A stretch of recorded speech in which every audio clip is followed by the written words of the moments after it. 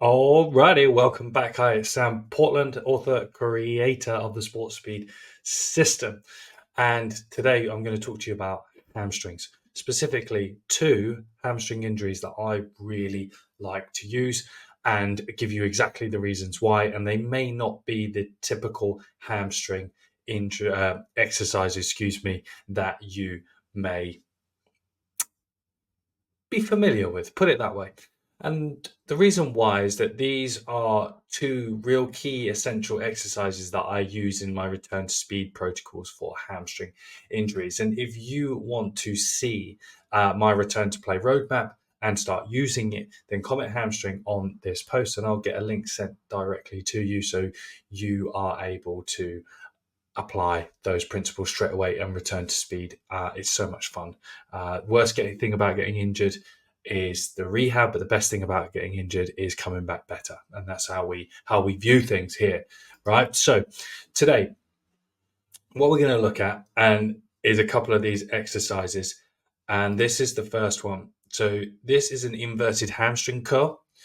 So think of it as like bicep pump training. So the bicep femoris, the main hamstring there, we are trying to pump and get a lot of blood into that hamstring and lots of eccentric training.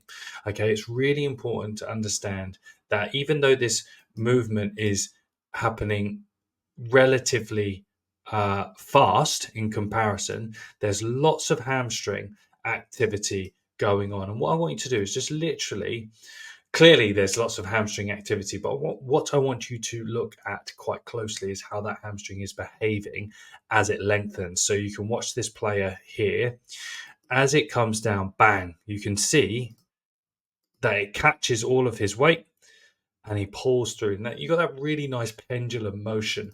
The great thing about these is that we can add a lot of intensity, relative intensity, and a lot of volume at the same time and get a lot of blood into the hamstring. Unlike exercises like the Nordic curl, for example, which are a massively over excessive exercise that I believe for hamstring training and very non-specific.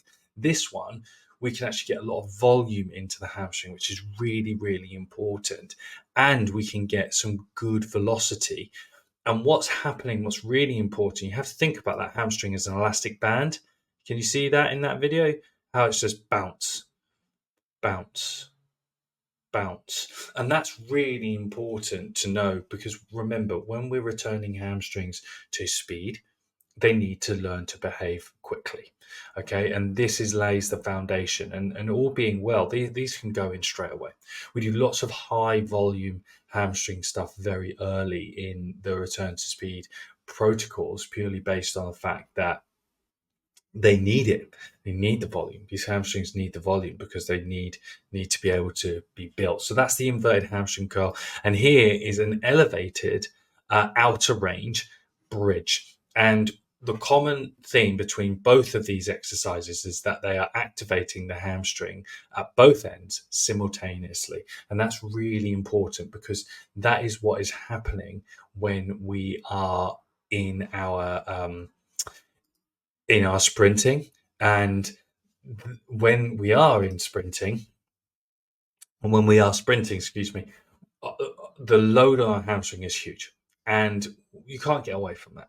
But here, what we're able to start to do is as we come down, we can overload that deep pocket here. Now, this is what's really important. So overloading these joint angles, so this knee and hip angle, you see how much load is on that hamstring there, and even the calf, because you're getting that co-contraction. We've got our hamstrings that tuck in onto the head of the tibia there, and that is allowing so much contractile weight to come through. And even though this has got 30 kilos on it, it's incredibly heavy because the leverage of that hamstring is so vast. As you can see, the distance between the fulcrum, the distance between that is huge. And that is going to enable some great contractions coming through. So those are two really good exercises that you can include really, really early in your hamstring training, especially if you've got like grade ones, for example, maybe an intermediate grade two. So it's a bit reactive, but not sidelined you for too long. You can get a lot of volume, get a lot of juice back into those as soon as possible. And as I said, if you want my hamstring return to play roadmap that will take you all the way through from injured and post injury all the way up to playing again, again, comment hamstring on this video and I'll get a copy sent directly to you so you can access that. So for now, let me know if you've got any other comments or any other thoughts around hamstring training in the comments box below. But for now, I'm Sam Portland, your residential speed geek, and I'll see you on the next video.